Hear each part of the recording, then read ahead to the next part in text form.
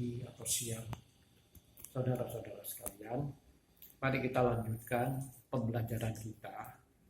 Kalau beberapa hari yang lalu itu kita membahas tentang Y sama dengan C atau PEP, kemudian yang kedua Y sama dengan C plus I, jadi disebut Y equilibrium, dan yang sekarang yang ketiga, variabel ketiga itu adanya government expenditure, pengeluaran pemerintah. Nah, kita harus pahami dulu bahwa pemerintah ini selain mengeluarkan biaya atau dana, tapi juga pemerintah ini memberi pemasukan dari masyarakat.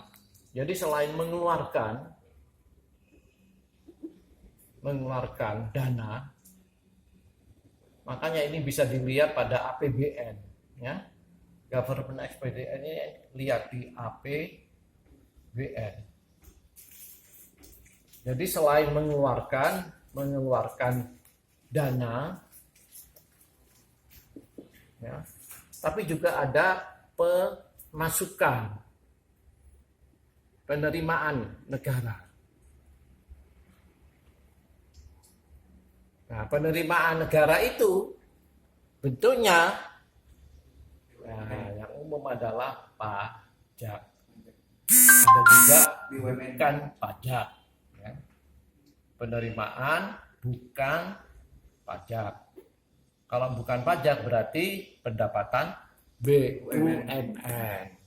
Kita tahu sudah kemarinnya BUMN itu apa saja itu banyak. Nah, sekarang mengeluarkan dana, ya, contoh yang paling baru itu adalah pengeluaran untuk mengatasi COVID-19. Nah, jadi berarti ada pengeluaran dari pemerintah yang diambil dananya dari APBN. Di samping itu, sebelum kasus COVID ini muncul, ada pengeluaran juga, misalnya untuk pembangunan tol laut, kemudian tol jalan raya, ya, pembangunan jembatan, dan semuanya. Nah, jadi ada pengeluaran dana, tapi juga ada penerimaan dana. Nah, ini untuk kasus G ini, persamaan pendapatannya itu yang umum kan, misalnya C sama dengan C0 plus MPC Y. Nah, untuk government ini itu C-nya berubah, Y-nya. Jadi C0 misalnya kita pinjam angka yang sudah ada 10 ditambah 0,70, Y-nya itu berubah menjadi YD. Nah, ini untuk menyelesaikan masalah Y sama dengan C plus I plus G. Jadi Y-nya ini berubah jadi YD. Nah, YD artinya ini pendapatan siap untuk dibelanjakan, atau bahasa aslinya yang umum disposable income. YD ini sama dengan Y min TX, jadi dikurangi pajak. Ya, masyarakat itu yang punya pendapatan di atas kena pajak, maka dia harus bayar pajak. Jadi pendapatannya dikurangi pajak sebagai pemasukan bagi negara. Kemudian ditambah transfer, transfer. Nah, ini berupa subsidi daerah otonom, kemudian subsidi untuk orang miskin. Nah, ini pemerintah mengeluarkan. Sehingga YD ini harus dilupakan permasalahan ini dulu. Nah, oleh karenanya dalam soal itu selain yang konvensional seperti ini, ya, konvensional C sama dengan 10 plus 0,70. Nah, YD ini harus dirubah dulu. Ya, sesuai dengan rumus di atas. Jadi yang perlu diketahui tambahan data adalah TX. Ya, berapa TX-nya? Ya, misalnya saja TX-nya 5. Kemudian TR sama 2. Sehingga persamaan C sama dengan 10 plus 0,70 YD itu bisa berubah menjadi Y min. Ini ya, misalnya C ini ya. Y min 5 plus 2. Jadi YD ini sama dengan ini. Sehingga kalau dimasukkan dalam rumus konsumsi, masukkan dalam rumus konsumsi C sama dengan 10 plus 0,70 YD. Nah, 70 kali Y min 3 min 5 plus 2. Atau 10 plus 0,70 Y kemudian min, ini kan min 3 kan? Ini kan min 3. Min 3 kali 0,70. Berapa?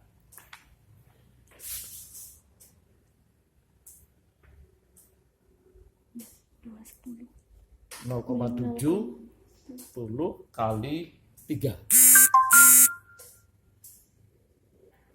min 2,1 Pak. Nah, min 2,1.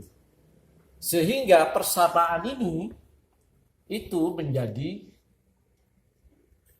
C sama dengan 10 dikurangi 2,1 7,9 ditambah 0,70 Y. Nah, selanjutnya seperti yang diajarkan pertama. Jadi kalau dihitung misalnya berapa YBEP, syaratnya YBEP kan Y sama dengan C. Ya, berarti Y sama dengan 7,9 ditambah 0,70 Y. Sehingga YBEP sama dengan 7,9 dibagi 0,30 atau sama dengan 79 dibagi 3. Berapa? 26,3 Pak. 26,3.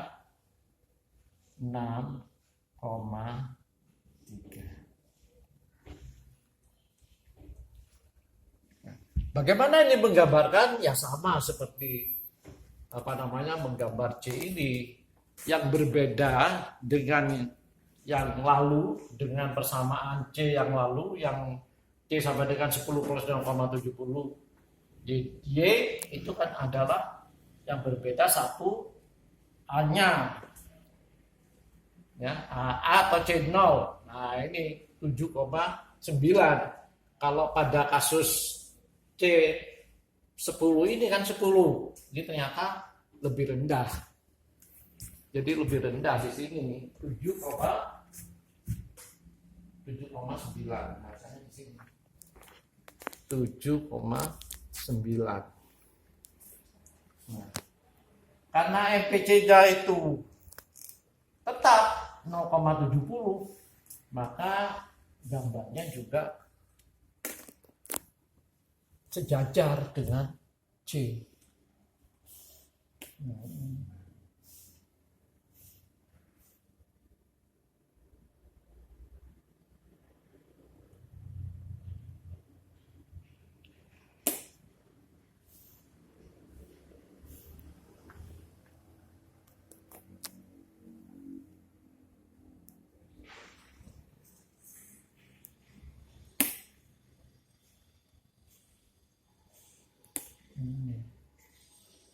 Nah, ini gambar C-nya. Gambar C tetapi ada G. Nah, kalau digambar secara keseluruhan, G-nya itu dimulai dari titik mana?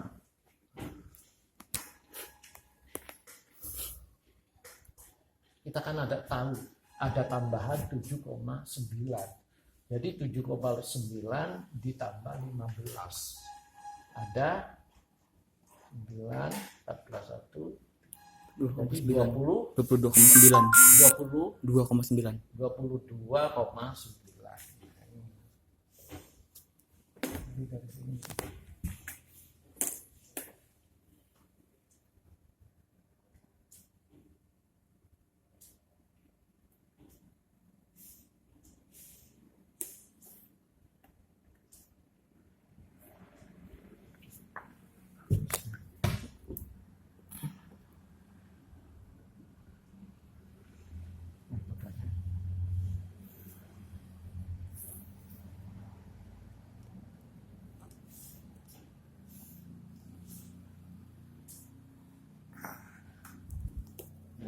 Jadi